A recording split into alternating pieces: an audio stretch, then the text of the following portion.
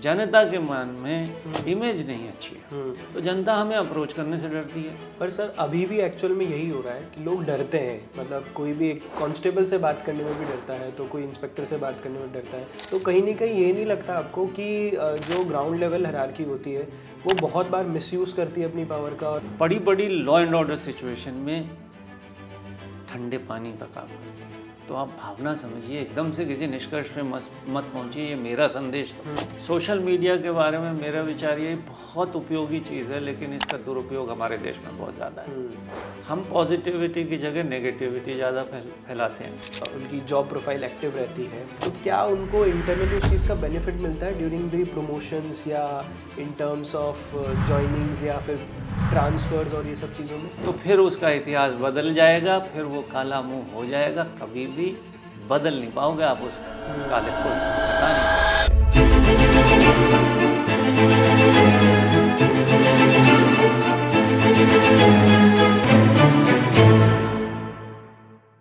Hi everyone, welcome to the Rajat show. So आज हमारे जो पॉडकास्ट के गेस्ट हैं वो है mister Kapil Garg, the ex DGP of Rajasthan and IPS of 1983 batch. Thank you so much, आपने मेरा इनवाइट एक कॉल पे एक्सेप्ट किया।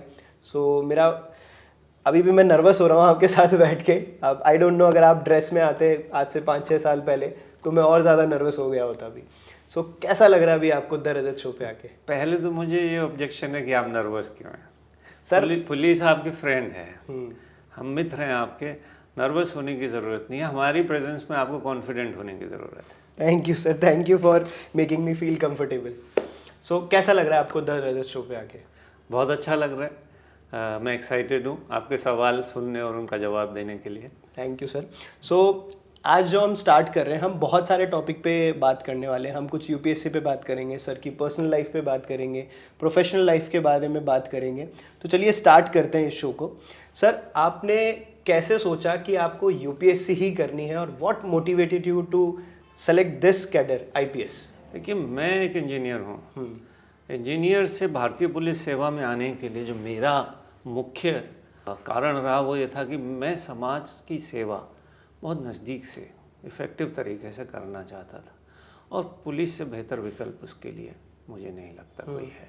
तो इसलिए भारतीय पुलिस सेवा में आने का मन बनाया। संभवतः ईश्वर का आशीर्वाद था कि मैं यहाँ पहुँच पाया। और आप उन बच्चों को क्या कहना चाहेंगे जो यूपीएससी के लिए प्रिपेयर कर रहे हैं, कि वो किस चीज़ का गोल लेके आगे बढ़ें या कैसे यूपीएससी की तैयारी करें ताकि उनका फर्स्ट या सेकंड अटेम्प्ट में ही यूपीएससी क्लियर हो? यूपीएससी एक बहुत बड़ा एग्ज़ाम है। लगभग 1000 स्थानों के लिए 10 लाख से अधिक प्रतियोगी भाग लेते हैं, और ये जो 10 लाख होते हैं ये भी शायद भारतवर्ष के श्रेष्ठतम 10 लाख नहीं तो 20-30 लाख लोगों में से 10 लाख होंगे। तो ये कठिन है ये प्रतियोगी परीक्षा। तो तैयारी जम के करनी होगी, अपना एक प्लान बनाना होगा, कॉन्सेप्ट्स पे फोकस करना पड़ेगा, रट के काम नहीं चलेगा, क्योंकि इतना वृहद है ये इसका स्कोप। तो समझेंगे नहीं तो जवाब नहीं दे पाएंगे परीक्षा में। क्या पूछा जाएगा ये कहना मुश्किल है। तो मेहनत करें और एक अपने स्वास्थ्य का भी ध्यान रखें। केवल पढ़ाई से काम नहीं चलेगा, अपने नॉर्मल रेगुलर ब्रेक्स ज़रूरी हैं, रेस्ट ज़रूरी है। जो ये तैयारी का टाइम होता है थोड़ा सा टेंशन वाला टाइम होता है। इस समय अपने पास कोई ना कोई सपोर्ट सिस्टम, चाहे फ्रेंड्स का हो, फैमिलीज़ का हो, कोई प्रोफेशनल का हो, क्योंकि कभी कभी स्ट्रेस में बच्चे आ जाया करते हैं। सर, आपने ये वर्ड बोला स्ट्रेस, मैं इससे काफ़ी पर्सनली कनेक्ट करता हूँ, क्योंकि मैं प्रैक्टिस में देखता हूँ कि यूजुअली लोग जो डाइट करने भी आते हैं हमारे पास, उनका कहीं ना कहीं स्ट्रेसफुल एनवायरनमेंट रहता है। उसकी वजह से भी उनको हेल्थ प्रॉब्लम्स होना स्टार्ट हो जाती है। इनफैक्ट मैं अभी अपनी पीएचडी कर रहा हूँ, मेरा टॉपिक भी यही है, स्ट्रेस इंड्यूस्ड डायबिटीज़, कि डायबिटीज़ स्ट्रेस से भी हो जाती है लोगों को। तो आपकी लाइफ में, या जो ये बच्चे अभी भी तैयारी कर रहे हैं यूपीएससी के, या जो ये वीडियो देख रहे हैं, और आपने भी कभी क्या ये फेस किया है during your UPSC face this mental health पे इम्पैक्ट आना या स्ट्रेस की वजह से डेविएट होना?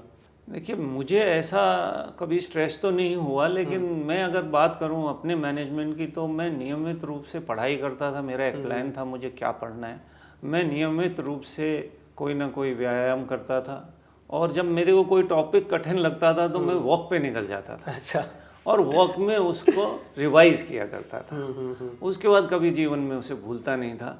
तो स्ट्रेस मैनेजमेंट के जैसा मैंने बताया कि आप अगर नियमित एक्सरसाइज करेंगे तो स्ट्रेस अपने आप मैनेज हो जाएगा। लेकिन फिर भी स्ट्रेस अगर कभी लाइफ में, तो आजकल माइंडफुलनेस की बात बहुत होती है, तो मेडिटेट भी करता हूँ मैं, उससे बहुत शांति मिलती है। इसके अलावा मेरे फ्रेंड्स एंड फैमिलीज़ के साथ टाइम और फैमिली वेकेशन, ये नॉन नेगोशिएबल थे, ये होने ही हैं, चाहे वो जॉब के दौरान हो या तैयारी के दौरान, ये ज़रूरी थे मेरे जीवन तो का। आपको लगता है कि टाइम निकल जाता है? मतलब मेरे एक्सपीरियंस से मैंने जितना देखा, मैं जितने एस्पिरेंट से मिला, जितने मैंने यूट्यूब वीडियोस देखे, सब जगह यही बोला जाता है आपको 20-20 घंटे पढ़ाई करनी पड़ेगी, 18-18 घंटे पढ़ाई करनी पड़ेगी, नींद को त्याग दो, हेल्थ को त्याग दो, बाद में बना लोगे हेल्थ और ये सब चीज़ें।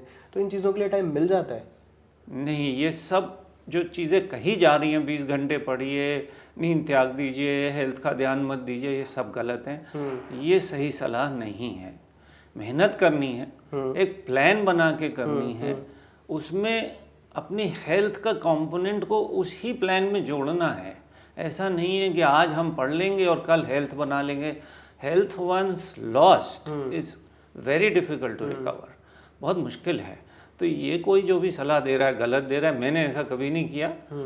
जो अपना हमारा शरीर है, इसकी प्रकृति अलग है, आपकी नींद की रिक्वायरमेंट अलग हो सकती है। कोई 6 घंटे सो के काम चलाएगा, किसी को 7 घंटे ज़रूरत है, किसी को 5 घंटे भी ज़रूरत नहीं है। तो आप अपने शरीर की आवश्यकता के हिसाब से रेगुलेट करें अपने दिन को, मेहनत करें, प्लान बनाएं। ऐसा ना करें कि रैंडमली पढ़ना शुरू कर दिया, उससे कुछ हासिल नहीं होगा। खासतौर से जिस परीक्षा की हम बात कर रहे हैं उसमें सफलता मिलने। सो यू मीन टू से health should be the first priority. अगर आप हेल्थ ही नहीं है तो पढ़ोगे कैसे? हेल्थ के बगैर कुछ भी नहीं है। नौकरी है तो भी नहीं है, आप सिविल सर्वेंट बन गए, अगर हेल्थ खराब है तो ना तो आप जिस पब्लिक सर्विस के लिए आए हैं वो कर पाएंगे और ना स्वयं प्रसन्न रह पाएंगे। तो हेल्थ तो बॉटम लाइन है, उस पर कॉम्प्रोमाइज़ नहीं हो सकता। सर मैं अब थोड़ा सा पर्सनल होऊंगा इस चीज़ पे लेके कि मैं एक्चुअली ना आरपीए जाता हूँ। मुझे आप ही के जैसे एक अच्छे सीनियर इंसान ने कनेक्ट किया था आरपीए में जी। तो मैंने वहाँ कुछ चीज़ें ऑब्जर्व करी जी। अब मैं वो पर्सनल सवाल समझें आप इसे या कैसे भी समझें जी। कि जब इंसान प्रिपरेशन कर रहा होता है ड्यूरिंग द यूपीएससी फेज शायद तब ध्यान नहीं दे पाता, बट जैसे उसका सिलेक्शन हो जाता है वो फिजिकल क्लियर करने के लिए मेहनत करता है, दौड़ भाग करता है, वेट ट्रेनिंग करता है या अपने खाने पीने पे भी ध्यान देता है। बट द मोमेंट उसका सिलेक्शन हो जाता है और उसकी पोस्टिंग हो जाती है, पोस्टिंग के बाद वो अपनी फिजिकल हेल्थ पे ध्यान क्यों नहीं देता? I am talking about the police person. It can be शायद एक कांस्टेबल रैंक हो सकती है, हायर अथॉरिटी रैंक भी हो सकती है, तब क्यों वो ध्यान नहीं देते फिर अपनी हेल्थ पे? देखिए, ये ना समझिए, किसी भी स्थिति में अपने स्वास्थ्य पे ध्यान न देना गलत ही है। हमारे जॉब की रिक्वायरमेंट ऐसी है कि कई बार हमको समय नहीं मिलेगा, पर जैसे ही समय मिले हमें वापस अपने नॉर्मल नेचुरल रूटीन में आना आवश्यक है। मैं ये कह सकता हूँ कि तैयारी से पहले तो बहुत ज़्यादा हेल्थ कॉन्शियस नहीं हुआ करता था, लेकिन जैसे जैसे तैयारी शुरू करी मैं हेल्थ कॉन्शियस हुआ। मेरी ट्रेनिंग के दौरान मैंने बहुत कुछ सीखा जो मैं सोचता था मेरे को शायद मौका ही नहीं मिलेगा और शायद मेरे को सीखने की आवश्यकता भी नहीं, वो सब सीखा और उसका लाभ जीवन भर उठाया। और आज तक मैं अपने स्वास्थ्य के लिए पूरा समय देता हूँ, अपने जो मेरी डाइट है उस पर ध्यान देता हूँ और जो मेडिटेशन की मैंने बात की उस पर ध्यान देता हूँ और ईश्वर की दया से स्वस्थ चल रहा हूँ। हाँ, तो मतलब आपका कहना है कि हर एक जो पुलिस फोर्स में है उसे ध्यान देना ही चाहिए अपनी हेल्थ पे, बट ज़्यादातर पुलिस वालों के सर 90% मैंने जो ऑब्जर्व किया है, चाहे वो ट्रैफिक पुलिस हो चाहे हायर अथॉरिटी हो, पेट निकल जाता है। जी हाँ, एक्चुअली इसकी एक रियलिटी हमारी पुलिस लाइफ की ये है कि जो सबॉर्डिनेट रैंक्स हैं इनके ड्यूटी आवर्स बहुत लंबे हैं। ऐसा नहीं है कि हमारे सीनियर रैंक्स में ड्यूटी आवर्स लंबे नहीं हैं, लेकिन अगर 365 दिन में इनको 50 दिन ज़्यादा लंबे ड्यूटी आवर्स करना मजबूरी है, तो जो लोअर रैंक्स हैं उनको शायद 365 दिन ही लंबे ड्यूटी आवर्स हैं। तो समय निकाल पाना कठिन हो जाता है और एक बार आदमी का रुचि इस ओर से हट गई, उसने सोचना बंद कर दिया अपने स्वास्थ्य के बारे में, फिर दोबारा उसे उस डायरेक्शन में ले जाने वाले लोग नहीं मिलते। तो सर फिर उन्हें ब्रेक भी मिलना चाहिए ना इन काम से, मतलब कभी ना कभी तो ब्रेक मिलना चाहिए। मैं आपके इस पॉडकास्ट करने से पहले मैं आपके बारे में पढ़ रहा था, मैं रिसर्च कर रहा था आपके बारे में, ऑल्दो मुझे लगा कि आप ज़्यादा सोशली कनेक्टेड नहीं है, तो गूगल पे भी कुछ खास मिला नहीं आपके बारे में, पता नहीं क्यों। फिर मुझे लगा कि शायद फोर्स में है तो मतलब इतना सोशल होना शायद सही नहीं होता। बट आपका एक आर्टिकल मैंने पढ़ा था जहां आपने बोला था कि पुलिस पर्सन्स को भी ब्रेक की ज़रूरत होती है ना। तो हर एक गवर्नमेंट ऑफिसर को छुट्टी मिलती है, चाहे वो कोई भी किसी भी डिपार्टमेंट में हो, प्राइवेट सेक्टर में छुट्टी मिलती है, बट सिर्फ एक यही प्रोफेशन है जहाँ पे छुट्टी का कुछ क्राइटेरिया फिक्स नहीं है, या उन्हें कोई वीकली या बाई वीकली कोई छुट्टी नहीं मिलती है। तो ऐसा क्यों, मतलब देखिए ऐसा नहीं है, पुलिस के नियम भी वही हैं। हमें छुट्टी एक्चुअली अगर आप देखें तो ज़्यादा मिलती हैं। अच्छा। लेकिन हमारा होता क्या है कि जैसे आपने कहा होली दिवाली, हमारी छुट्टी नहीं है, खास तौर से ड्यूटी लगती हैं, ज़्यादा लंबी ड्यूटी लगती हैं और कठिन ड्यूटी होती है। हाँ, 8 घंटे की जगह 12-12, 14-14 घंटे भी, घंटों का कोई हिसाब नहीं है। हम कानून के हिसाब से 24 घंटे ड्यूटी पर माने जाते हैं। तो जब भी काम आएगा हमें वो ड्यूटी निभानी है। तो लेकिन अगर आप बात करें कि रिकॉर्ड पर लीव कितनी दी जा सकती है, तो हमें ज़्यादा दी जाती है। लेकिन कठिनाई है कि काम ऐसी प्रकृति का है, कब आ जाएगा, किस किस्म का आ जाएगा, कब निकलेंगे, कब वापस आएंगे, कब खाना खाएंगे, इस सब की कोई गारंटी नहीं है। तो ये तो उस व्यक्ति को स्वयं सोचना पड़ेगा कि मुझे समय अपने लिए निकालना है, तो ही वो निकाल पाएगा। दूसरी जो आपने बात करी कि एक साप्ताहिक कोई रेस्ट या अवकाश कुछ होना चाहिए, जो आवश्यक है हर एक के लिए, इसके लिए विभाग बहुत ज़माने से प्रयासरत है। कठिनाइयाँ क्या आ रही हैं, हमारे यहाँ बहुत ज़्यादा वैकेंसीज रहती हैं। तो जब वैकेंसी रहती है, हमारे यहाँ हेड काउंट होता है, इस ड्यूटी के लिए इतने आदमी लगेंगे, चौराहे पे कितने आदमी लगेंगे, सबका हेड काउंट है। वो हेड काउंट जब पूरा नहीं होता तो लोगों को छुट्टियों पर भेजने से इनकार किया जाता है। साप्ताहिक अवकाश के बारे में भी यही धारणा है लोगों की कि इतनी कमी होने के बाद हम काम कैसे चलाएंगे। हालांकि व्यक्तिगत रूप से मैं इससे सहमत नहीं हूँ, काम बिल्कुल चलेगा। साप्ताहिक रेस्ट देने के बाद शायद काम बेहतर चलेगा, क्योंकि वो 6 दिन में बेहतर काम करेंगे। लेकिन एक सोच है, सीनियर लीडरशिप के जो पोजीशंस हैं उनमें जो लोग बैठते हैं इस पर मनन करते हैं। मैं जब डीजीपी था मैंने भरसक प्रयास किया कि इसको प्रारंभ किया जाए, लेकिन क्योंकि मेरे साथियों का उस समय इस बारे में मेरे से मतभेद था, तो मैंने उसको अपनी तरफ से उतना इंसिस्ट नहीं किया और मुझे इस अपने प्रयास को छोड़ना पड़ गया। तो आपको लगता है कि शायद अगर वो सपोर्ट करते उस टाइम पे, आपके सपोर्ट जो भी साथी थे वो अगर आपको उस टाइम पे सपोर्ट करते तो शायद आज स्थिति बेहतर होती? क्योंकि जो उस टाइम पे कंडीशन है आज भी हम वही देख रहे हैं कि अभी तक कोई बदलाव नहीं है। लेकिन मैं सपोर्ट की बात करूं तो वो लोग आउटस्टैंडिंग प्रोफेशनल्स हैं, बहुत अच्छे प्रोफेशनल्स हैं। लेकिन जो वैचारिक मतभेद है वो तो एक स्वस्थ परंपरा है। उनके विचार अलग थे और मेरे विचार ये थे कि हमें ये करना चाहिए। परंतु क्योंकि मैं उस समय रिटायरमेंट के बहुत नज़दीक था, तो मुझे ये लगा कि मेरे जाने के बाद इन्हें ये विभाग रन करना है, ये एडमिनिस्टर करेंगे, तो इन्हें ये छूट मिलनी चाहिए कैसे चलाना चाहेंगे। इसलिए मैंने इसको शुरू नहीं किया।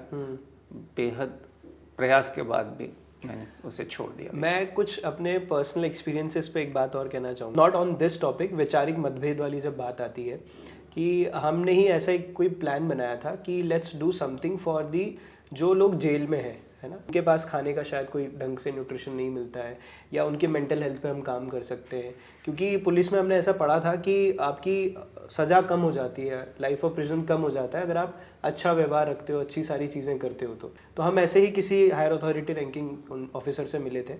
उन्होंने हमारे सामने किसी को ऑर्डर दिए कि ये जो चीज़ें बोल रहे हैं, आई एग्री ऑन दिस, आप इसे आगे लीड कीजिए और इसे आगे लेके जाइए। बट जिस सज्जन को उन्होंने इंस्ट्रक्शंस दिए थे उसे कोई इंटरेस्ट ही नहीं था इन सब चीज़ों में। ही डायरेक्टली सेड ऑन माउथ कि क्या यार तुम जेल वालों के लिए सब चीज़ें करते रहते हो, ज़रूरत नहीं है इन सब चीज़ों की करने की। तो उस टाइम हमें लगा कि कहाँ फंस रहे हैं हम। देखिए पर्सपेक्टिव का फ़र्क है। जो सीनियर लीडरशिप वाले लोग हैं उनका सोच बहुत वृहद है। सोचते हैं कि सिस्टम में सुधार होना चाहिए, जेल जो है ये सुधार गृह है, ये सजा देने के लिए नहीं नहीं है। द राइट वर्ड इज सुधार गृह।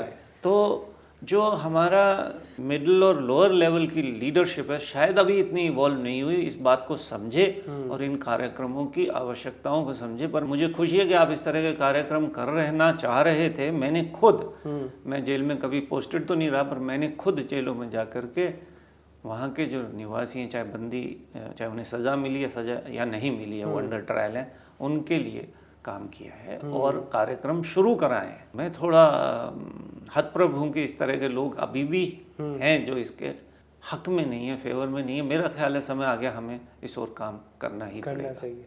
बट सर, जब तक लोग ग्राउंड लेवल पे लोग सपोर्ट नहीं करेंगे, क्योंकि एक्चुअली क्या होता है ना, हायर अथॉरिटीज़ ने तो एक बार अपना काम कर दिया, उन्होंने ऑर्डर पास कर दिया, बट वो भी रेगुलर फॉलोअप नहीं रख सकते, which I believe. But ground level वाले लोगों को तो रेगुलर फॉलोअप रखना पड़ता है, उसके लिए साथ में काम करना पड़ता है। बट जब तक वही साथ नहीं देंगे तो फिर चीज़ें कैसे आगे बढ़ेंगी? ये बात समस्या एटीट्यूड की है। एटीट्यूडिनल चेंज सबसे कठिन चेंज है। इसको बदलना कि मेरा क्या एटीट्यूड है किसी समस्या के प्रति, तो ये सीनियर लीडरशिप का चैलेंज है कि मैं अपने सबऑर्डिनेट्स को कैसे बदलूं, वो इस बात के महत्व को समझें और इस कार्यक्रम में सहयोग करें, अवरोध न करें। तो मैं समझता हूँ समय आ गया, सीनियर लीडरशिप करना चाहेगी कुछ ना कुछ। और जहाँ तक आपने बात करी कि मॉनिटरिंग की, तो मैं आपको विश्वास से कह सकता हूँ मॉनिटरिंग संभव है। हमें कुछ सिस्टम्स बनाने हैं, मॉनिटरिंग हर चीज़ की संभव है। ये नहीं हो सकता कि मैंने कुछ कहा है as leader of the force और मैं उसको मॉनिटर नहीं करूं, फिर तो कहना बेकार है। सर, आपने जो लीडर वर्ड बोला ना, तो मुझे एक चीज़ आ रही है याद में कि आप डीजीपी थे तब, तो पूरा फोर्स आपके पीछे चलता होगा, पूरा महकमा आपके पीछे चलता होगा। हम रील्स पे भी देखते हैं कि कैसे एक डीजीपी की एंट्री होती है, मतलब इंस्पायर होते हैं इन सब चीज़ों से जी। तो अपने एक्सपीरियंस से, अपनी लीडरशिप में आपने कुछ ऐसे चैलेंजेस फेस किए हैं जिसका आपको अभी भी लगता है कि शायद आप उस टाइम पे नहीं कर पाए और अभी मैं उनको सॉल्यूशन दूंगा ऐसा कुछ, तो वो चीज़ें बेटर हो जाएंगी? देखिए, पुलिस का काम ऐसा है, इतना विशद है ये सब की चैलेंजेस ही चैलेंजेस हैं। कोई दिन ऐसा नहीं है जिस दिन चैलेंज आपके सामने नहीं हो। वो इंडिविजुअल इवेंट से खड़े हो जाते हैं चैलेंज। आज कुछ घटना हुई, उससे चैलेंज खड़ा हो गया, कानून व्यवस्था की परिस्थिति बन गई, वो चैलेंज हो गया। और कुछ ऐसे चैलेंजेस हैं जो लगातार बने हुए हैं, जैसे कि अगर आप बात करें लोअर लेवल का फंक्शनरी है, उसे रेस्ट नहीं मिलता। ये चैलेंज कांस्टेंट है हमारे लिए, इसके हल की ज़रूरत है। इनके रहने की अगर परिस्थिति देखें, हम चाहते हैं कि ये ज़्यादातर हमारे ही एकोमोडेशन में रहें, बाहर ना रहें, क्योंकि हमें इनकी ज़रूरत कब पड़ेगी ये पता नहीं। तो हम चाहते हैं यहाँ रहें, और उन हालात देखिए तो वो रहने जैसे नहीं है, वो भी हमारे लिए समस्या है। हम चाहते हैं 1,10,000 के करीब हमारी संख्या है आज पुलिस वालों की, शायद अब उससे भी ज़्यादा हो गई होगी। हम चाहेंगे इनको हर साल एक बार ट्रेनिंग करें। प्रशिक्षण की हमारी क्षमता नहीं है कि हम उनको हर साल कर पाएँ। तो जो आप कह रहे हैं ना बदलाव, ये बदलाव कैसे आएगा? बदलाव तो हम इनके प्रशिक्षण से आएगा। इनको समझाना पड़ेगा कैसे दुनिया तेज़ी से बदल रही है, आपको अपने व्यवहार को बदलना है, अपने काम करने के तरीके को बदलना है। तो वो समस्याएं लगातार हैं। बहुत सारे हमने अभिनव काम भी किए। एक बड़ी समस्या है, हमारी जनता के मन में इमेज नहीं अच्छी है, तो जनता हमें अप्रोच करने से डरती है, या हमें जनता से कोई काम हो तो भी वो उसका बस चलेगा तो हमसे करनी काट लेगा और हमारे सामने नहीं पड़ेगा। तो हमने एक कार्यक्रम शुरू किया जिसमें हमने पुलिस मित्र कार्यक्रम, उसमें कोई भी व्यक्ति ऑनलाइन पुलिस मित्र बनने की एप्लीकेशन भर सकता, छोटी सी एप्लीकेशन है हमारे यहाँ, और बता सकता है मैं आपसे किस क्षेत्र में किस काम में सहयोग करूँगा। तो पुलिस मित्र आपके द्वारा स्टार्ट किया गया था? जी हाँ। क्या बात है सर। तो वो जब ये एप्लीकेशन लगाता है, हम उसका बैकग्राउंड चेक करते हैं। अगर सूटेबल पाया जाता है कि इस आदमी के खिलाफ कुछ ऐसा नहीं है जो कि पुलिस के साथ में जोड़ने से दिक्कत आ जाए कल को, तो उसको हम पुलिस मित्र बनाते हैं। तो पुलिस मित्र में भी कोई टाइमिंग्स होती हैं या उनका कोई ईयर फिक्स होता है कि 1 साल के लिए बनेंगे, 2 साल के लिए बनेंगे, ऐसा कुछ? नहीं, ऐसा कुछ नहीं है। देखिए, पुलिस मित्र तो वो स्वेच्छा से हमारे पास आया। ठीक है। वो हमारा पुलिस मित्र में, जैसे मैं एक एग्जांपल लूँ कि वो हमारे साथ गश्त पे जाने को तैयार है, उसके पास समय है तो वो गश्त में जाएगा। कोई साइबर क्राइम एक्सपर्ट है, वो मेरी साइबर क्राइम में हमारी जो आज की काबिलियत की तो बहुत कम है, सीमित है। ओके। तो अगर कोई एक्सपर्ट है और वो हमारे कोलैबोरेट करता है, हमें मदद करता है, तो वो उसके लिए कर सकता है। ऐसे करीब 18-20 हमने आइटम्स छांटे जहाँ लोग हमारे साथ हमारे काम में सहयोग कर सकते हैं। कोई हमारे कुछ कमिटीज़ बनी हुई हैं, उनमें रहते हैं, लोगों के साथ तारतम्य बिठाते हैं, सामंजस्य बिठाते हैं, बातचीत का एक जरिया खोलते हैं, स्थिति को संभालने में मदद करते हैं। तो जो हमारा ये चैलेंजेस हैं ये कांस्टेंट हैं अभी तक। अब आज भी पुलिस जो है बदल नहीं पाई इसको।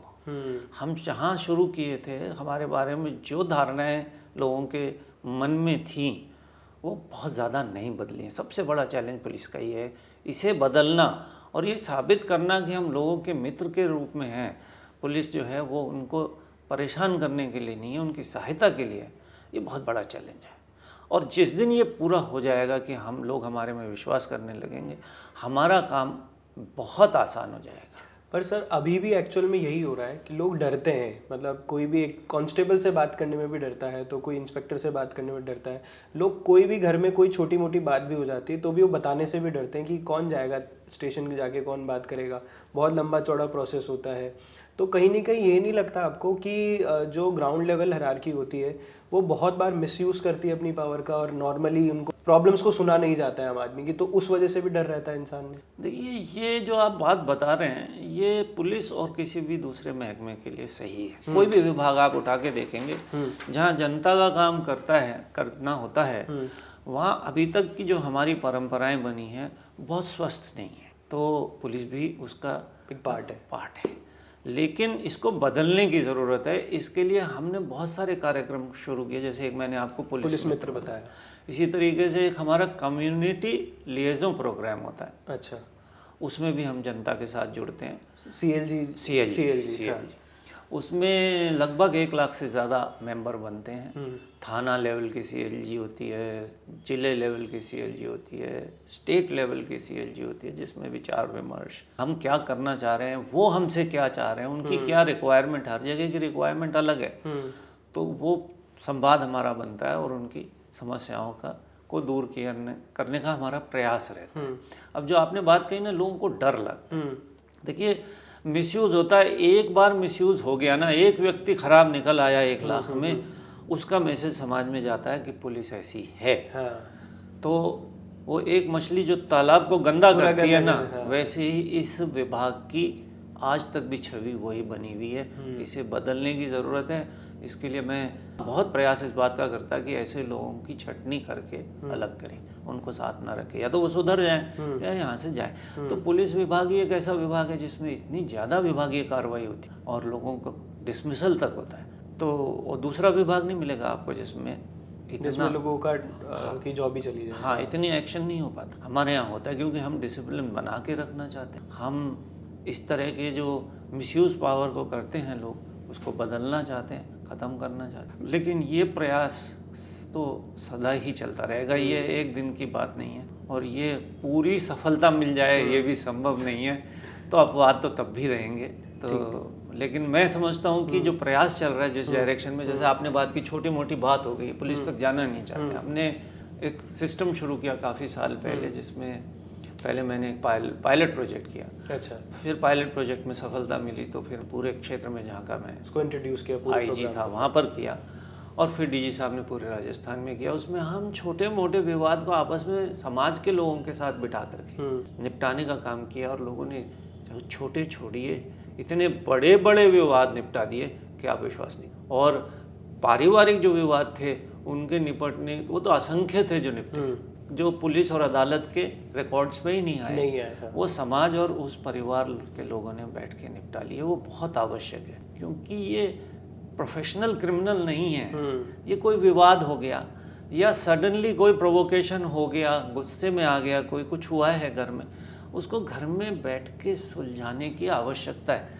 तो समाज से ये अपेक्षा हमने की और समाज ने बहुत अच्छा काम किया पूरे राजस्थान में। लेकिन अब दुर्भाग्यवश शायद वो बीच में बंद हो गया, ऐसा बीच में बंद हो गया ऐसा आप सुनते हैं। हाँ। तो वो उस चेन को किसी ने ब्रेक किया और वो चेन आगे बढ़ ही नहीं पाई। वास्तविकता ये है कि जब हमने ये शुरू किया तो हमने ये भी कहा कि थोड़ा सा कानून में बदलाव दें। ये इसलिए होना चाहिए कि जब हम समाज को ये कोई विवाद सौंपें, हम सौंपते हैं बिना किसी कानूनी ताकत के।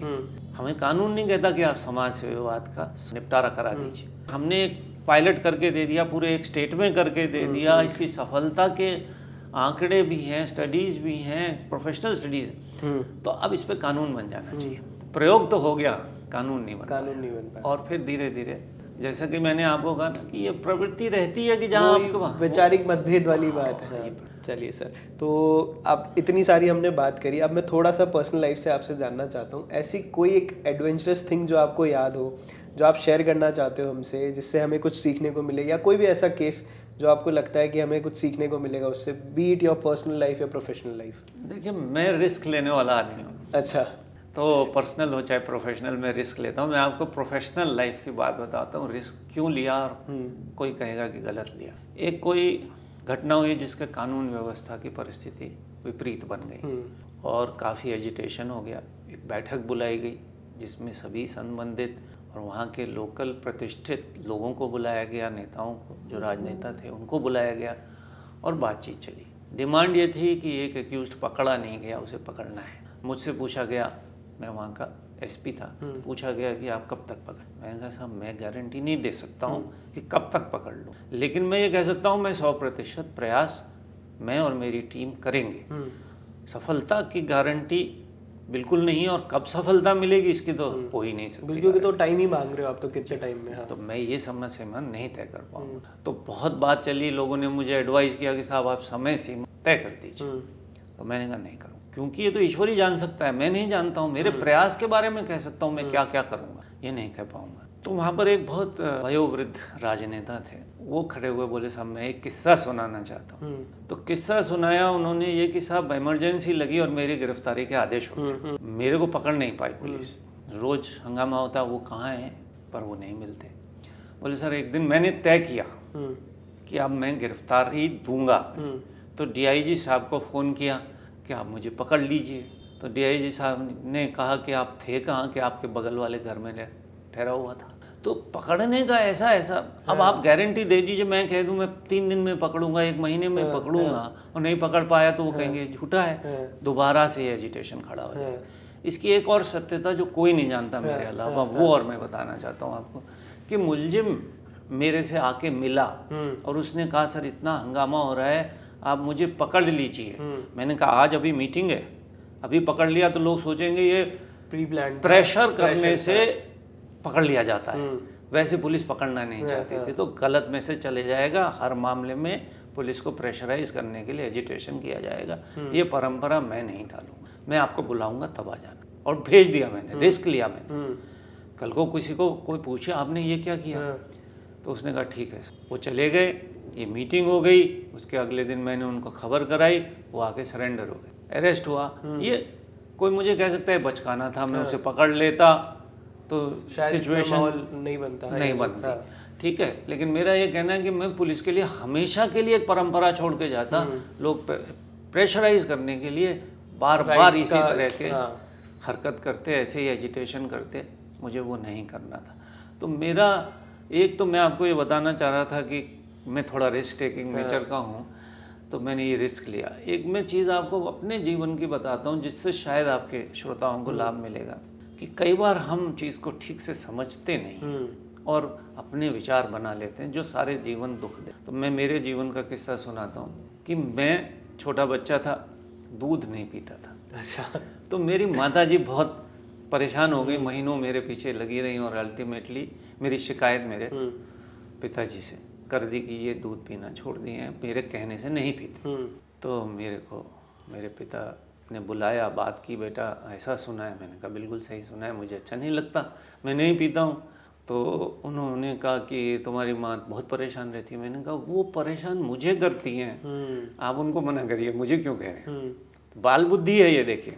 तो उन्होंने, मैं बहुत छोटा था, स्कूल में जाता था, तो उन्होंने कहा कि देखिए आप बिल्कुल सही कर रहे हो, वो आपको परेशान करती है, पर आपने सोचा क्यों करती हैं। दूध पियेंगे तो किसके पेट में जाएगा, जिसके पेट में जाएगा स्वास्थ्य उसका अच्छा होगा कि माँ का अच्छा होगा।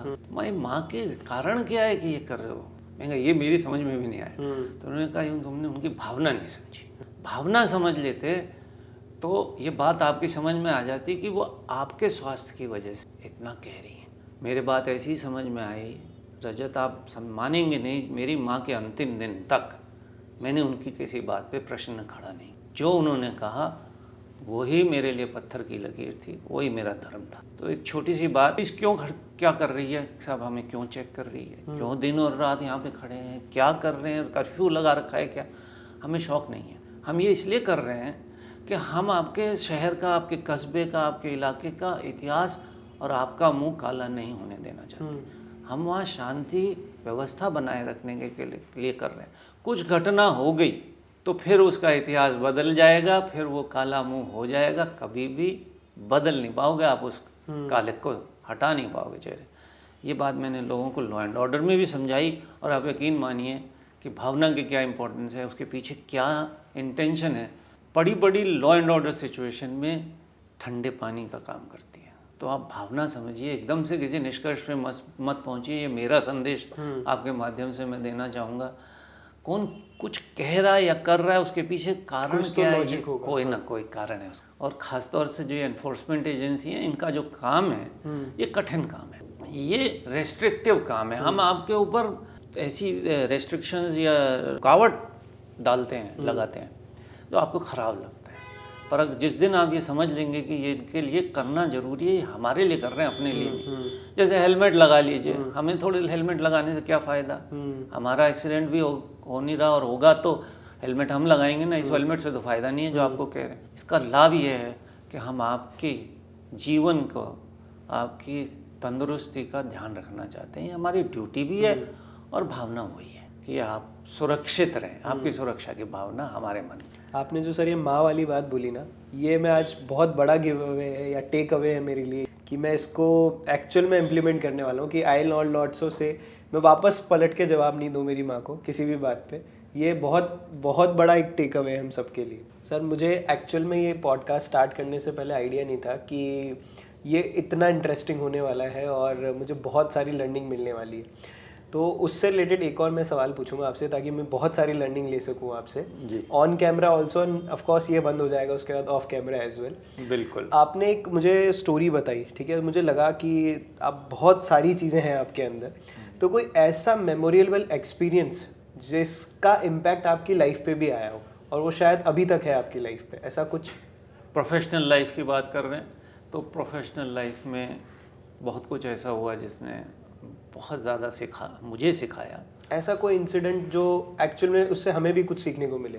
अगर मैं अच्छी बातों की बात करूं तो इतना कुछ है सीखने को, इस खास तौर से इस विभाग में, क्योंकि आप अच्छी चीज़ें देखते हो, बुरी भी देखते हो, लोगों के अच्छाई भी देखते हैं। कौन कठिन समय में भी लोगों को काम आता है। जैसे राइट हो जाती है तो आदमी के खून का प्यासा होता है, उसे और कुछ दिखता ही नहीं है। उसे ये दिखता है कि ये दूसरे धर्म या जाति का है, पर मैंने दूसरे धर्म या जाति के लोगों को अपने घर में आश्रय देते हुए और उनकी जान बचाते हुए भी देखा है। हम तो कर ही रहे थे अपना काम, पर मैं आम आदमी की बात कर रहा हूँ जो कहता है कि आप मेरे यहाँ सेफ हैं, आपको कोई खतरा नहीं है।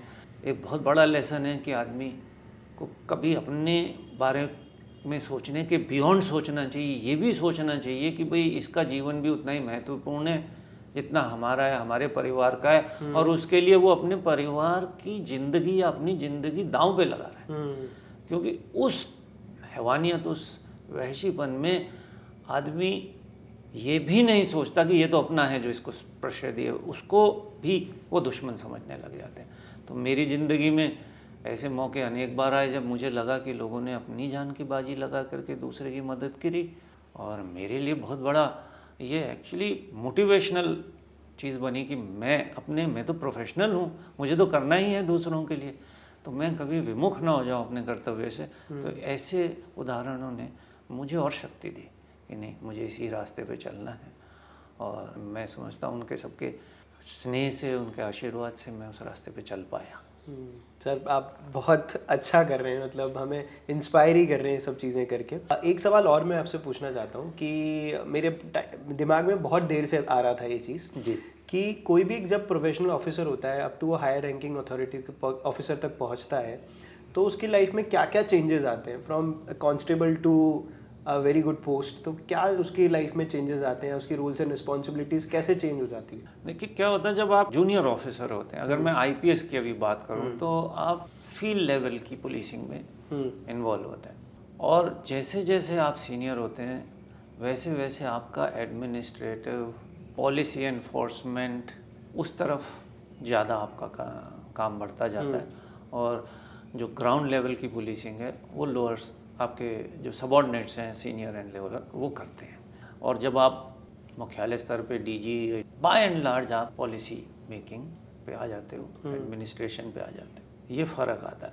आपको एक पूरे महकमे पर नज़र रखना, उसको पुलिसिंग को देखना और फिर उसके प्रायोरिटीज सेट करना, पॉलिसीज़ बनाने में, इन पे ज़्यादा ध्यान देना पड़ता है।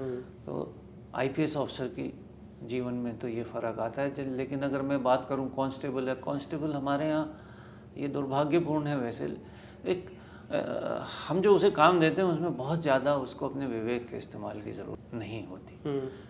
व्यक्तिगत रूप से मैं इसके हक में नहीं हूँ, हमें इसे बदलना चाहिए, पर जैसे वो हेड कांस्टेबल बनता है तो वो छोटे मोटे अभियोगों की इन्वेस्टिगेशन करता है, एएसआई और बड़े सब इंस्पेक्टर, फिर वो कानून व्यवस्था के बारे में भी उसका नज़रिया जो है बहुत बड़ा होने लगता है। जी हाँ, जब कांस्टेबल है उसका छोटा सा इलाका, वहाँ की जानकारी रखना, वहाँ पे जहाँ ड्यूटी लगा दी वहाँ खड़े हो गए, रात को भेज दिया गश्त करके आगे रिपोर्ट कर दिया, इतना सा काम है, कोई समन वारंट दे दिया, उस टाइप का काम है उसका। मेरा ये मानना है कि ये सब पढ़े लिखे समझदार लोग हैं और इतने नज़दीक से हमारे सबके काम को भी देखते हैं और समाज में जो हो रहा है उसको भी देखते हैं कि अब इन्हें हमें बड़ी जिम्मेदारी देनी चाहिए। तो हमारा एक प्रस्ताव हुआ करता था कि भाई इनको इन्वेस्टिगेशन की शक्ति दीजिए, आप ये अन्वीक्षा कर सकें। तो इनको मेरे समय में तो नहीं हुआ, पर मेरे रिटायरमेंट के थोड़े दिन बाद ये आदेश निकला है और इनको ये शक्ति दी भी गई है। लेकिन उस आदेश के मुताबिक भी ये सारे नहीं कर पाते।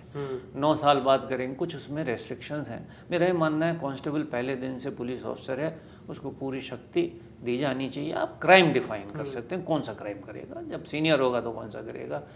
मर्डर पहले दिन नहीं कर सकता तो करना चाहिए, लेकिन बदलाव तो वही उनका जो एटलीस्ट बेसिक सिविल केस तो वो देख ही सकते हैं। बेसिक जो छोटे मोटे क्रिमिनल केसेस हैं वो देख सकते हैं और देखना चाहिए, वो उसके लिए तैयार होंगे बड़े केसेस के। It's like a nursery school. Yes, तो वो उसी टाइप से तैयार कर सकते हैं और जो उनका नज़रिया है वो बहुत बड़ा होता जाता है। उनके बहुत सारी चीज़ों का जैसे जैसे वो बड़े होते हैं, एक सुपरविज़न है।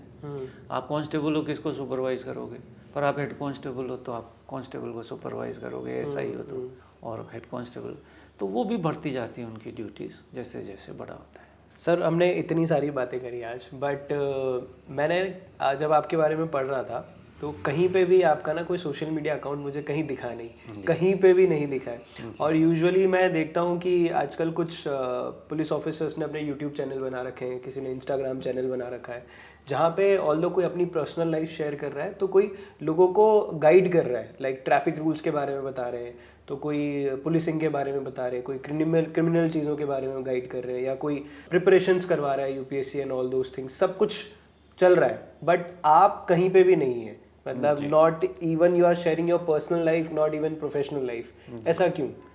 देखिए, सोशल मीडिया के बारे में मेरा विचार ये बहुत उपयोगी चीज़ है, लेकिन इसका दुरुपयोग हमारे देश में बहुत ज़्यादा है। हम पॉजिटिविटी की जगह नेगेटिविटी ज़्यादा फैलाते हैं। लेकिन जो एजुकेशनल यूट्यूब चैनल किसी ने चला रखा है, चाहे तो वो कानून का ज्ञान देते हैं या ट्रैफिक लॉज की बात करते हैं या कैसे आप पुलिस से अपने जो आपके हक है या उसकी वो सर्विसेज आप प्रोक्योर कर सकते हैं, अगर वो इस तरह की बातें कर रहे हैं तो कोई बुराई नहीं है। पर्सनल लाइफ शेयर करने में थोड़ा केयरफुल होने की ज़रूरत है, क्योंकि आप समाज के लिए एक रोल मॉडल, लोग आपकी तरफ देखते हैं, ये इतना बड़ा अधिकारी है।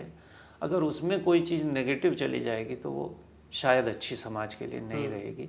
तो पर्सनल लाइफ शेयर करना ना करना उनका खुद का निर्णय है, बट बहुत केयरफुल होने की ज़रूरत है। मैं क्यों नहीं हूँ सोशल नेटवर्किंग साइट्स पे, उसका कारण ये है, देखिए मैंने आपको बताया मैं इंजीनियर था, तकनीक से मेरा चोली दामन का साथ रहा है। पुलिस की नौकरी में भी मैं तकनीक से बहुत निकट से जुड़ा रहा हूँ। कंप्यूटराइजेशन एफर्ट में मैंने बहुत काम किया है।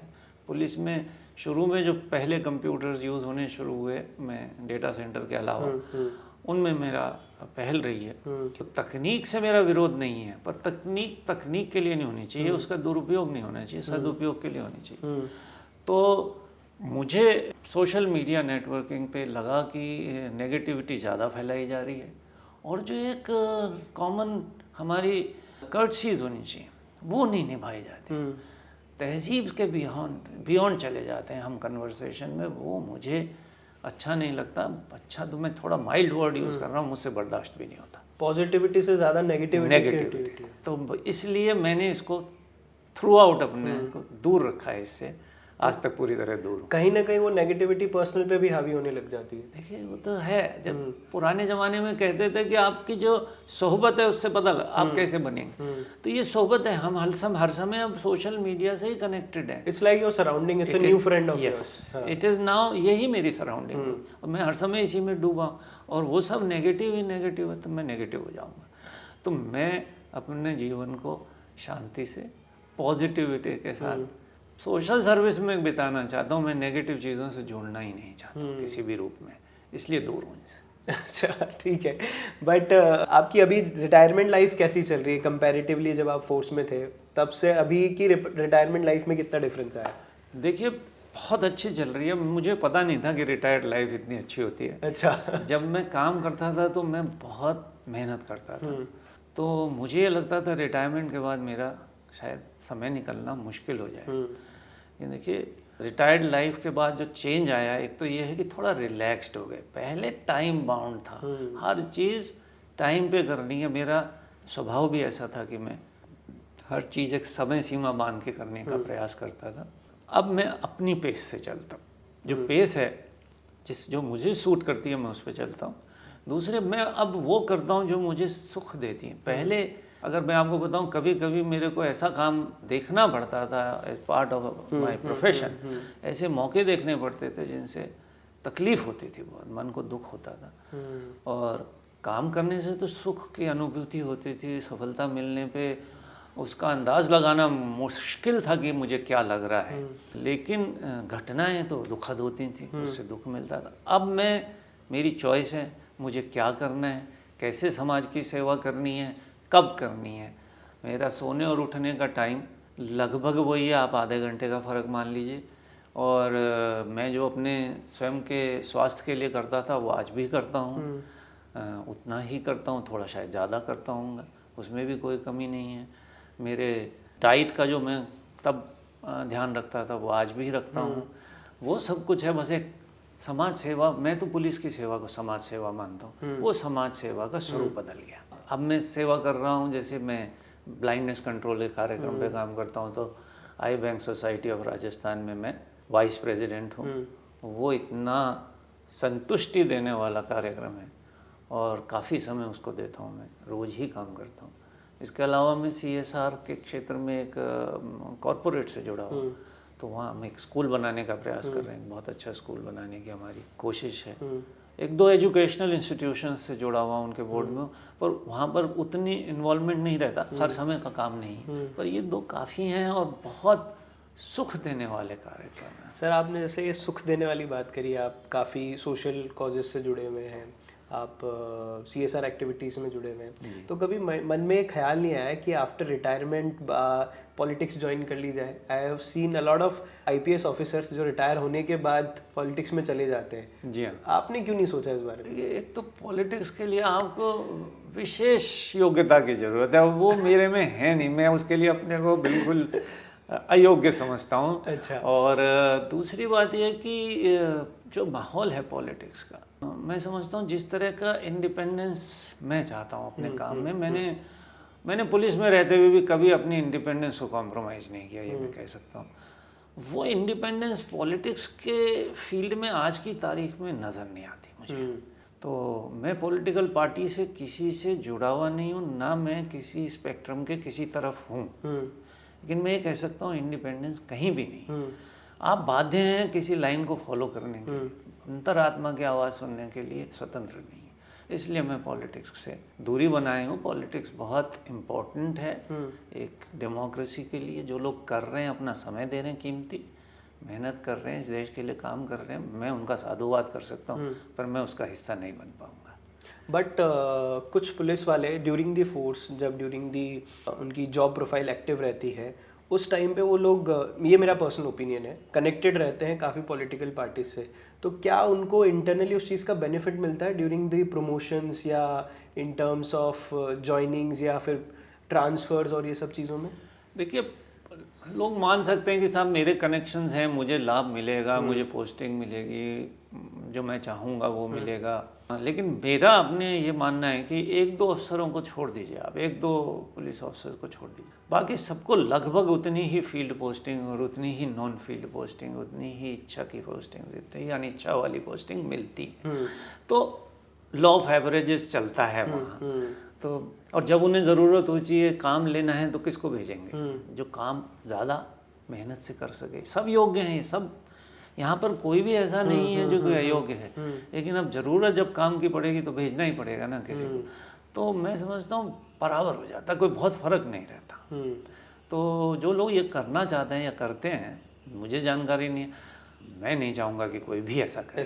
जी, चलिए सर, अब हम बात को थोड़ा सा और दिशा में लेके जाते हैं। मेरा एक सवाल बहुत देर से आ रहा था जो मैं पूछना रह गया आपसे, कि जब कोई भी एस्पिरेंट यूपीएससी की तैयारी कर रहा होता है, बहुत जी जान से उसकी तैयारी कर रहा होता है, और वो अपने 4 अटैम्प्ट 5 अटैम्प्ट जो भी इसे अटैम्प्ट्स मिलते हैं एज पर दी कास्ट, वो अटैम्प्ट देने के बाद भी वो उसे फुलफिल नहीं कर पाता, अचीव नहीं कर पाता, बट उस पॉइंट पे आके उसके पास कोई प्लान बी ही नहीं होता है। तो कैसे वो अपने प्लान बी के लिए काम करे, या सिर्फ प्लान ए को ही एक्टिव रखे हमेशा? देखिए, समझदार व्यक्ति हमेशा प्लान बी रखेगा।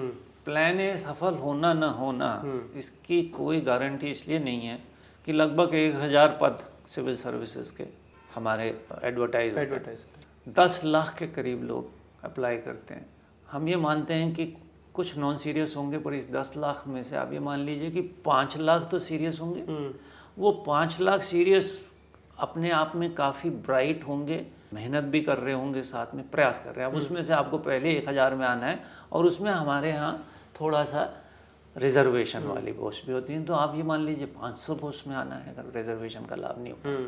तो ये परीक्षा में सफलता की गारंटी देना लगभग असंभव है। बहुत होशियार भी कोई कैंडिडेट हो, बहुत मेहनती भी हो, तो ज़रूरी नहीं है कि उसका चयन हो जाएगा। तो प्लान बी होना ज़रूरी है। तो प्लान बी के लिए बहुत सारे विकल्प हैं। स्टेट लेवल के एग्ज़ाम्स भी होते हैं, जैसे यूपीएससी है, उसी तरह से हमारे यहाँ आरपीएससी है, दूसरे स्टेट्स में भी है, उसकी तैयारी की जा सकती। फिर आपका जो फील्ड ऑफ स्टडी है, लेट अस से लॉ है, तो आप लॉ में बहुत अच्छा करियर बना सकते हैं। आप मैनेजमेंट में हैं तो आप कॉरपोरेट वर्ल्ड में अपना बहुत अच्छा करियर बना सकते हैं। आजकल करियर में इतनी विविधताएं हैं, इतने ऑप्शंस हैं, कोई कमी नहीं है। आपके पास एक प्लान बी होना चाहिए। मैं अपने प्लान बी की बात बताता हूँ आपको। मैं इंजीनियर था और मैं इंडियन रेलवेज में नौकरी करता था। मैं ऑलरेडी एक क्लास 1 ऑफिसर था। अगर खुदा न खास्ता यहाँ नहीं सिलेक्शन होता तो भी मेरे पास एक अच्छा करियर ऑप्शन था। तो ये करियर ऑप्शन रखना बच्चों को बहुत ज़रूरी है।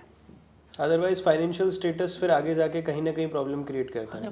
फाइनेंशियल स्टेटस तो कम ज़्यादा फिर भी चल जाएगा, निप जाएगा। फ्रस्ट्रेशन, डिप्रेशन, उसका क्या इलाज है? तो एक प्लान बी तो होना ही चाहिए कि अगर ये नहीं हुआ, मान लीजिए बीमारी हो गया आदमी, अपने लास्ट अटेम्प्ट में बीमारी हो सकता है, नहीं दे पाया एग्जाम, तो प्लान बी तो होगा ना।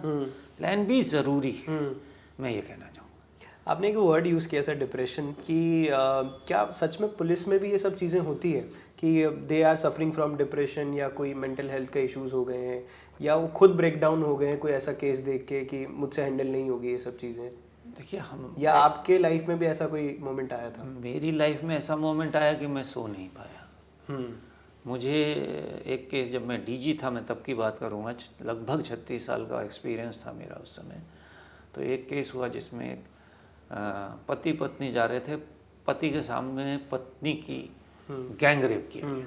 मेरी पॉलिसी ये थी कि हर मुकदमा दर्ज होना चाहिए। ये मुकदमा ही दर्ज नहीं हुआ, मेरे कहने के बाद दर्ज हुआ। एसपी साहब के आदेश के बाद भी दर्ज नहीं हुआ। उन्होंने लिखित में आदेश दिए पर दर्ज नहीं। मुझे रात भर नींद नहीं आई कि पहली बात तो ये घटना से नींद नहीं आई, दूसरी इस बात से नींद नहीं आई कि इस अपराध की विक्टिम, वो जो परिवार है, उनको भी अगर हम मुकदमा दर्ज करके न्याय दिलाने का प्रयास नहीं कर सकते तो हमारा वजूद है किस चीज़ के लिए। तो ऐसी घटनाएं मैं अनेक बता सकता हूं जिन्होंने हिला के रख दिया। बिल्कुल स्ट्रेस होता है। हमारे देश में तो वो सिस्टम नहीं है। विदेशों में जो उन्नत देश हैं वहाँ पर पुलिस अफसर अगर किसी ऐसे केस से डील करता है जहाँ पर ये माना जाता है कि उसे साइकोलॉजिकली कोई उसका इम्पैक्ट हुआ होगा, तो वहाँ काउंसलिंग की जाती है। बट आई थिंक इंडिया में पुलिस के पास ये ऑप्शन नहीं है। हमारे यहाँ अभी तक ये नहीं है।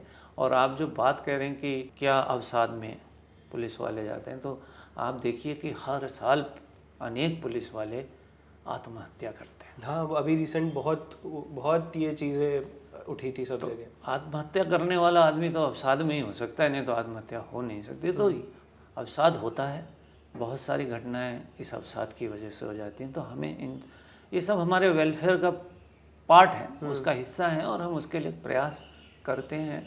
कुछ कार्यक्रम हमने मेंटल हेल्थ के लिए आरपीए में और दूसरी जगहों पे चला रखे हैं। एक हमारे डॉक्टर विमल शर्मा हैं जो लालसोट के रहने वाले हैं, हालांकि अभी वो ब्रिटिश सिटीज़न हैं। वो आते हैं हर साल में 2-3-4 बार, और कार्यक्रम भी करते हैं। एक सॉफ्टवेयर भी है जिस पे एसेस करने की कोशिश करते हैं। हेल्पलाइन बनाई गई हमारे यहाँ, जिसको भी तकलीफ़ है वो फ़ोन कर सकता है। पुलिस वालों के लिए बनाई गई आरपीए में। तो बहुत सारे प्रयास जारी हैं, पर ये सारे प्रयास अभी नाकाफ़ी हैं, अभी बहुत कुछ करना बाकी है। तो सर, एज अ डाइटिशियन मैं कैसे हेल्प कर सकता हूँ पुलिस वालों की? अभी जैसे मैं आरपीए में तो रेगुलर जाता हूँ, ऑलमोस्ट मेरी साल में 10 क्लासेस हो जाती हैं, बट इसके अलावा हम कुछ कर सकते हैं पुलिस वालों के लिए? देखिए, एक तो आप हमारे लिए स्वस्थ डाइट प्लान बना सकते हो। हमारे यहाँ मेस चलते हैं, पुलिस लाइन में मेस हैं, थाने में मेस हैं, ट्रेनिंग इंस्टीट्यूट्स में मेस हैं। तो अगर आप हमें एक स्वस्थ डाइट का प्लान देंगे जिसे हम फॉलो करें, हमारे बजट में हो, तो वो ओवरऑल पुलिस विभाग की हेल्थ और वेलबीइंग में बहुत काम आएगा। इसके अलावा हमारी एक और समस्या आती है, कई बार हमारा आदमी फील्ड में लग जाता है और कई दिन तक ड्यूटी पॉइंट पे ही रहता है, वहीं नहाता है, वहीं सोता है, वहीं खाता है, वहीं ड्यूटी देता है। मैं वो पर्सनली देखा है सर। हाँ, ठीक है। अब वो वहाँ पर है और मेस की सप्लाईज शायद उतने टाइम से नहीं पहुँच पाती, तो उसका जो न्यूट्रिशन है, नरिशमेंट है, वो कैसे मेंटेन किया जा सकता है, इस बारे में भी आप अगर हमें सिखलाएं हमारे लोगों को, तो बहुत फ़र्क पड़ सकता है। आप हमें न्यूट्रिशन, हेल्थ, वेलबीइंग के बारे में आप वर्कशॉप्स कर रहे हैं, बहुत अच्छी बात है, आप वहाँ पे सेशंस ले रहे हैं, पर एक होलिस्टिक प्लान बना के अगर आप हमें दें तो मैं समझता हूँ इससे बड़ी सेवा। मैं इसके ऊपर एक किताब लिख रहा हूँ, फिट फॉर ड्यूटी के नाम से हम इसे करने वाले हैं, तो उसमें मैं कुछ आपसे भी इसमें आपका इनपुट चाहूँगा। ज़रूर। तो वो आपको लगता है ऐसी कोई किताब हम सर्कुलेट कर सकते हैं एंटायर पुलिस डिपार्टमेंट? बिल्कुल कर सकते हैं। मतलब 80-100 पेजेस की इजी टू अंडरस्टैंड लैंग्वेज की, क्या सुबह से शाम तक खाना चाहिए, कैसे वो अपने पास चीज़ें कैरी कर सकते हैं इन बजट ऑफ कोर्स, अलग अलग डिफरेंट हायरार्की के हिसाब से उन्हें क्या क्या प्रॉब्लम्स फेस होती है, ये सारे एस्पेक्ट मैंने उसमें कवर करने की कोशिश करी है। बिल्कुल सर्कुलेट कर सकते हैं, सर्कुलेट करने में कोई समस्या नहीं है। और आजकल आपको शायद इस बात की जानकारी नहीं होगी, हमारा कम्युनिकेशन चैनल बहुत पहले भी हमारा औरों से बहुत आगे था, पर अब हमारा डिजिटल कम्युनिकेशन और हर एक की हमने एक आईडी बना रखी, तो हर आदमी को आप उसके माध्यम से तो एक ही दिन में पहुंचा सकते हैं कि भाई डिजिटल वर्जन आपके बुक का है, हमारे वेबसाइट पे हम डालेंगे और उनको कहेंगे तो वो उसी समय डाउनलोड भी कर सकते हैं, ऑनलाइन भी पढ़, सब संभव है। इच्छा शक्ति होगी तो सब कुछ संभव होगा। चलो, वेल गुड सर। मतलब मैं इससे एक पर्सनल सवाल है, बस एक ऐसे आया मन में, आपकी फेवरेट डिश क्या है? फेवरेट डिश अगर आप राजस्थान की बात करें तो राजस्थानी खाना मुझे बहुत अच्छा लगता है, पर मुझे उसमें एक चीज़ अच्छी लगती है जिसे ये कहते हैं चक्की, वो जोधपुर साइड की डिश है। जोधपुर साइड की चिक्की, हाँ। बेसन की चिक्की? नहीं, आटे से बनाते हैं। आटे से बनती है और बहुत मेहनत से बनाते हैं और खाने में बहुत स्वादिष्ट लगती है। अच्छा। चलिए, thank you so much sir. हम ये बातें तो शायद घंटों तक कर सकते हैं, आप जिस तरीके से आप बात करते हैं, मैं एक्चुअल में बैठा बैठा घंटों तक सुन सकता हूँ, शायद आप लोग भी बहुत देर तक सुन सकते हैं। बट अभी हमारे पास टाइम की थोड़ी सी लिमिटेशन है कि हमें पॉडकास्ट को शॉर्ट रखना है। But thank you so much sir कि आपने हमें टाइम दिया इतना, उसके लिए मैं तहे दिल से आपका शुक्रगुजार। मैं धन्यवाद देता हूँ कि आपने मुझे बुलाया, ये मौका दिया, मेरे विचारों के लिए समय निकाला, और आपके माध्यम से लोगों तक जो भी मेरा छोटा मोटा मैसेज है वो पहुँच पाएगा, इसके लिए मैं आपका धन्यवाद देता सर छोटा मोटा नहीं, बहुत बहुत अच्छा मैसेज गया है। इनफैक्ट आपको जिनको भी लगा है कि सर की बातें कहीं ना कहीं आपकी लाइफ में इम्पैक्ट डालेगी तो कमेंट करो और बताओ आपको कौन सी बातें अच्छी लगी है सर की। मुझे तो पर्सनली मेरा डर खुला है आज। मैं ऑल्दो इतने सारे पुलिस वालों से मिलता हूँ, बट एक होता है ना हल्की सी आपके अंदर झिझक रहती है, वो आज मेरी निकल गई है पूरी तरीके से। So I thank you for doing this wonder on my. Thank you so much. Thank you so much sir, thank you sir, thank you.